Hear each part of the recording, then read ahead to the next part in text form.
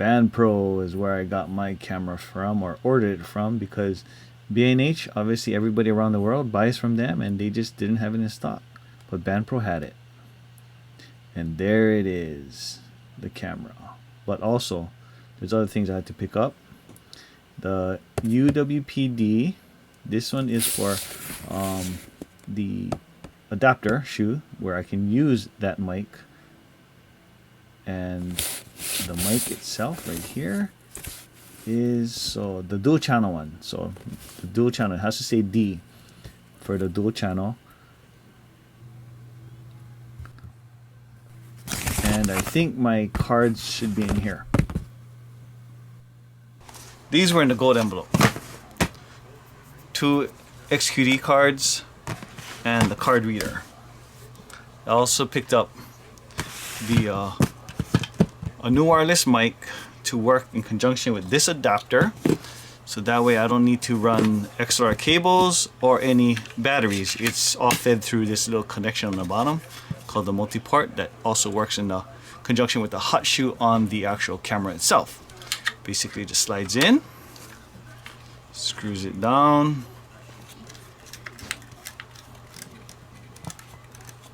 and mount this, take this cap off, and then the connections are right here. That works onto the FS7 top handle, and there you go. So these were additional, doesn't come with the camera, but let's unbox the camera and see what comes inside, or comes with it. Okay.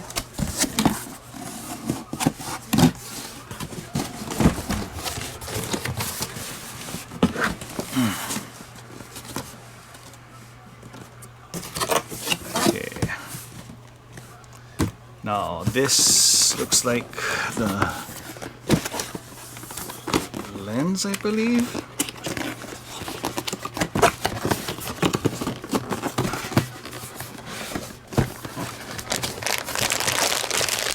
The lens comes with a pouch. This down here. The lens comes with a pouch. Doubt I ever use this pouch. I'm pretty much going to keep the lens on the camera, even in transport. I just want to avoid getting as much elements onto that sensor, and as well as the lens itself. And in Hawaii, there's a thing called salt air, which ends up getting on things, and I don't want it to get on the sensor as much as possible. Now, also addition to that box is these. Alright, okay. So in this bag you have the lens itself. This is, I got the one with the 18-110. It comes with a lens hood.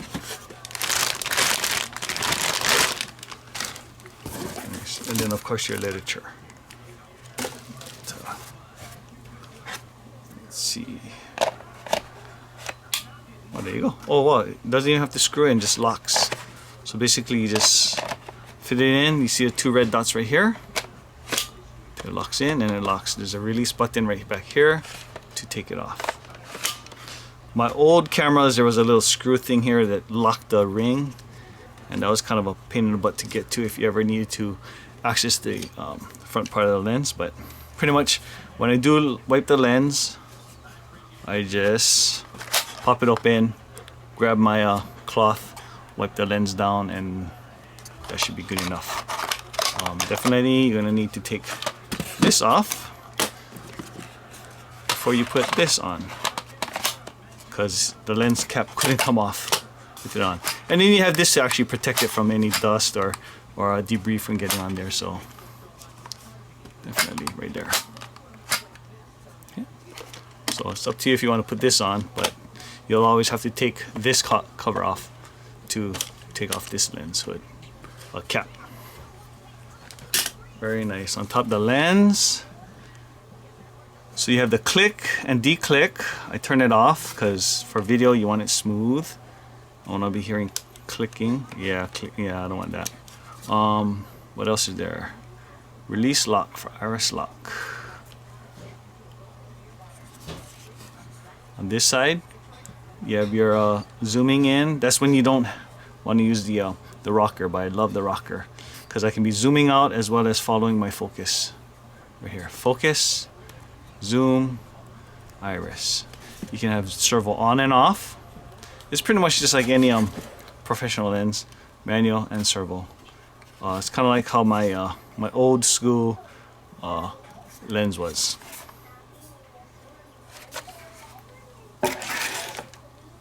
Next, we have our cables here. This is for the, looks like USB and power cords. There's 2 power cords in here. Not sure why there's 2. We'll find out soon enough. Battery, a small tiny one. UWP-D. I have tons of these because I'm switching over from my EX cameras, EX1, EX1R, and the EX3. And they use the same batteries, so that's a plus.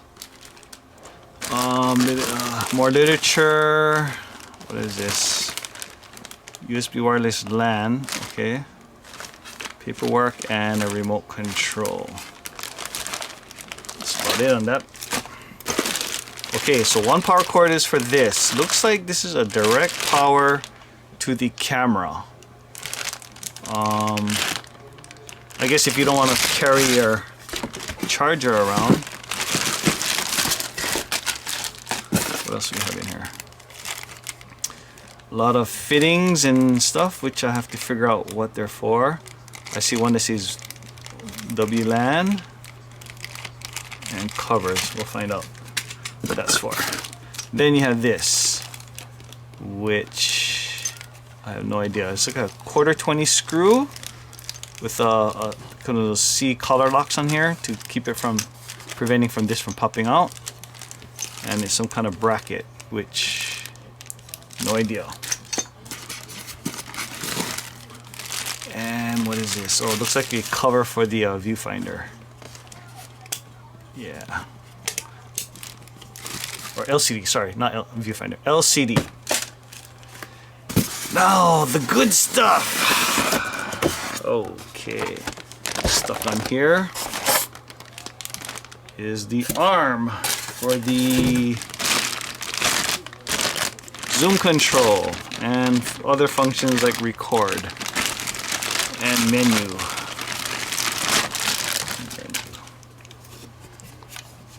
Very nice, kind of light.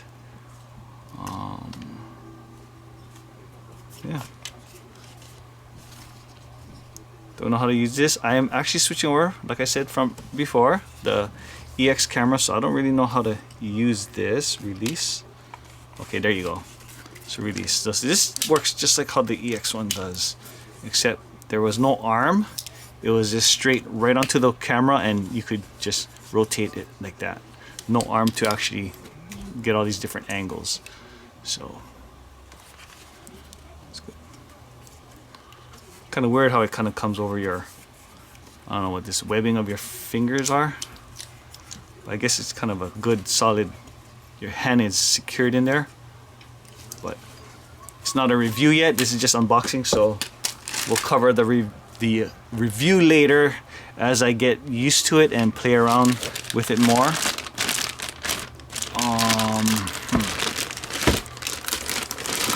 This is the LCD / viewfinder because they have this thing, just kind of like how the EX3 was. You have this this little eye tube thing. It's basically a magnifying glass to see your LCD screen better. But let's see. This is the Mark II. You have the square tubing.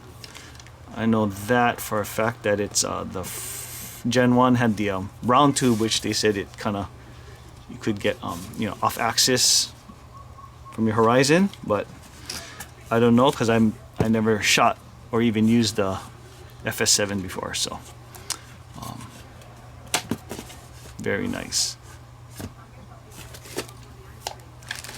Next is, okay, so that's why there's 2 power cords. You have one, I think one is to just shore up, you know, if you want to do studio work, you can just use that power cord. And you can use this one. I know this one because I used to use this to power up my EX1, EX3, EX1R, because you have your DC out, which you switch it to that, then it just switches to powering up your cameras, or you can switch it to charge, and when you pop your batteries on here, it'll charge the batteries. I guess they made it where you don't have to carry this huge box around, and you have a, where did I put it? You have a smaller one, I guess. I think that's what it's for. That's the only thing I can think of that needs power is just the camera. Everything else feeds power off of the camera, so yep. Next is the camera itself. Wait, what's in these? I think these are just empty. Yeah, they're just empty. Yeah, nothing in it. Next, and finally, it's the camera itself. It's a tiny little bugger, and there it is. Nice beauty.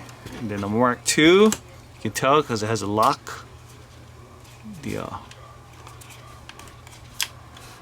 lock ring, square tubing, and I think there's like more function buttons, assignable function buttons, and that's pretty much it. That was in the box. It's kind of a lot of things it comes with. I know it's a lot more that came in this than my EX, but then again, there's more attachments. The EXs were all, the LCD was all built into the camera. The lens, of course, was attached, except for my EX3. That one was a separate lens. But as far as this camera goes, yeah, or the EX ones, it was a fixed lens. The LCD was already built into the camera. So this is going to be a little bit different as far as transporting wise, because the other one, the EX ones, I could just put the lens back in to the handle, just pop it into the bag, carry it around. This one, I'm not sure how I'm going to have to transport it. You know, got to be more gentle because it is just hanging. You can fold away, but it can't tuck away, you know. So it's got to be careful on that. Other than that, it's a beauty. Looks good. And if everything goes well, I'll probably pick up another one. But yeah, FS7 Mark II. Very nice. Oh, also this one came with a rebate. So when you ordered the camera, you got a rebate for the Metabones EF. So the Canon EF lenses to the Sony E-mount adapter.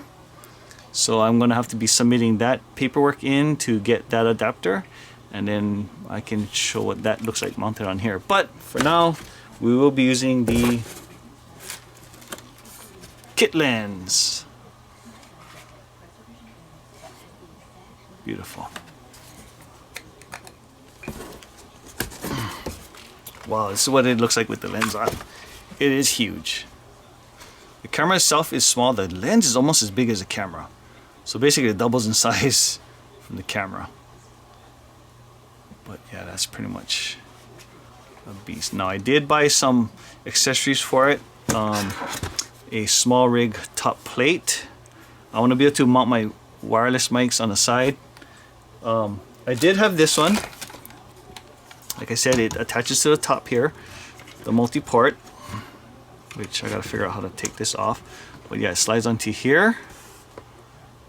And then I'll have two more channels I can run off of these. 2 channels internally in the camera, and then 2 channels via XLR on the sides. And I'll have 4 channels of audio. One I'm probably going to use a shotgun mic, and then there's another.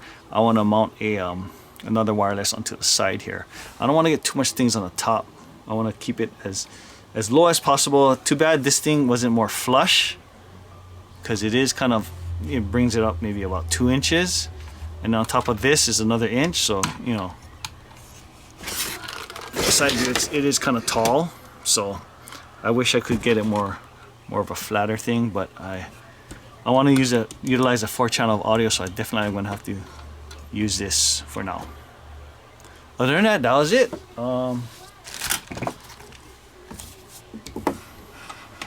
Pretty cool.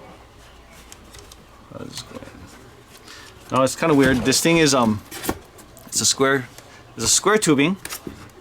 It's a square tubing, but the mount is round, but there's these little kind of like teeth in here to, I guess, for the keep it from, let me see. Okay, yeah, it was kind of a hard thing to get this square one into this bracket here, but definitely pretty cool. Man, this thing is huge with all these things on it. Definitely is huge. I'm keeping it in a box because actually I got black under here and the camera will disappear in the black, but definitely, wow, this thing is a monster now with this in.